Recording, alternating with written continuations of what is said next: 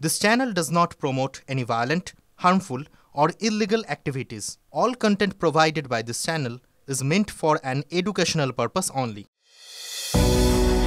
লোক চাই বলছে সিপিএম, তবে পার্টি কর্মী নয়, একেবারে চাকরি।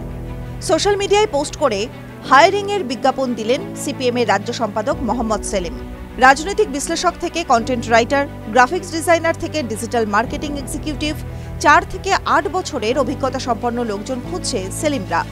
নেওয়া হবে পলিটিক্যাল ইন্টার্নও, সেক্ষেত্রে 1 থেকে 3 বছরের অভিজ্ঞতা দরকার। দেওয়া হয়েছে কিউআর কোড, তা স্ক্যান করেই করা যাবে আবেদন। দেওয়া হয়েছে ইমেল আইডিও। এই পোস্ট সামনে আসতেই তুমুল চর্চা সোশ্যাল মিডিয়া থেকে বঙ্গ রাজনীতির আঙিনায়। তবে কি এবার বিজেপি তৃণমূলের দেখানো রাস্তায় হাঁটছে সংগঠিত বামেরা? শূন্যের হাল ফেরাতে খুঁজছে প্রশান্ত কিশোরের মতো কোনো স্ট্র্যাটেজিও? পুঁজিবাদের বিরুদ্ধে সুর চড়াতে চড়াতে আরও কর্পোরেট কালচারে শান দিতে চাইছে বাংলার লাল ব্রিগেড? প্রশ্ন ঘুরছে। কি বলছেন সেলিম?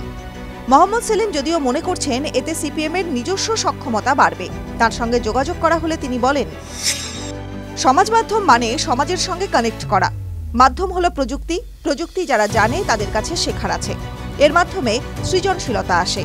আমাদের তরুণ সাংস্কৃতিক ফ্রন্টের লোকেদের ট্রেনিং দরকার। পাশাপাশি কাজ করলে নিজেদের সক্ষমতা বৃদ্ধি হবে। সিপিএম এর নিজস্ব সক্ষমতা বাড়বে। পার্টির বাইরে অনেকে থাকে যারা দরদি সমর্থক। সকলকে নিয়ে মানব সম্পদ তৈরি হয়। এদিকে সেলিমের পোস্টের পর থেকেই চাকরি ও বেতন নিয়েও শুরু হয়েছে বিস্তর চর্চা। সূত্রের খবর, এই কাজ করতে গেলে ভলেন্টিয়ারি কাজ করার মানসিকতাও থাকতে হবে।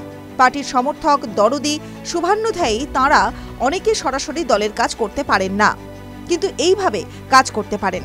তবে কতজন নেওয়া হবে সেটা এখনো স্থির হয়নি। পরিস্থিতি অনুসারে সিদ্ধান্ত নেওয়া হবে। তবে বেতন খুব বেশি না হলেও দেওয়া হবে। ইতিমধ্যে বিষয়টি সিপিআইএম এর রাজ্য কমিটিতে আলোচনা হয়েছে। সেখান থেকে ছাড়পত্র এসে গিয়েছে, তারপরেই পোস্ট সেলিমের। তবে দলের অন্দরে আবার কেউ কেউ গোটা প্রক্রিয়া নিয়ে খানিকটা হলেও সংশয় প্রকাশ করেছেন বলে খবর। এতে আখেরে খুব বেশি লাভ হবে কিনা সেই প্রশ্নও তোলা হচ্ছে। এর আগেও এভাবে লোক নিয়োগ না হলেও অনেক একাধিক গতিবিধি কিন্তু দেখা গিয়েছে, যেমন 360 প্রচার, পাহারায় পাবলিক। সেগুলি কতটা লাভ দিল তা নিয়ে প্রশ্ন উঠেছে। আবার কিছুদিন আগে এআই সঞ্চালিকার ব্যবহার হয়েছিল। সামনে এসেছিল বুদ্ধদেব ভট্টাচার্যের এআই প্রতিরূপও। যদিও তারপর আর এই বিষয়ে খুব একটা কিছু দেখা যায়নি। সেগুলি হয়তো আবার গতি পাবে বলে মনে করছেন সিপিআইএম এর কোনো নেতা। টিভি9 বাংলা ডিজিটাল।